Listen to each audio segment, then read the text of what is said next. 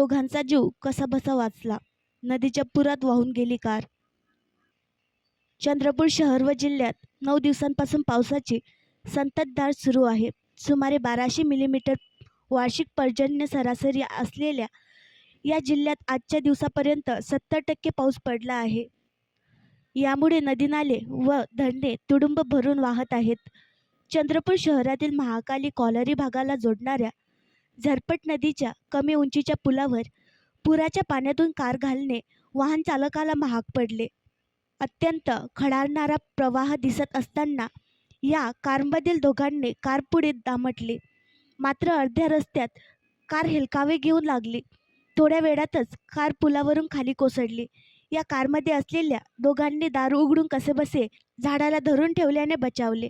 पुराच्या पाण्यात वाहन घालू नका अशा आशयाचे आवाहन केल्यानंतरही अशा घटना वारंवार घडत आहेत. आणखी नवीन व्हिडिओ पाहण्यासाठी आमच्या देशमुख एक्सप्रेस न्यूज चॅनलला सबस्क्राईब करा, लाईक करा आणि शेअर करा.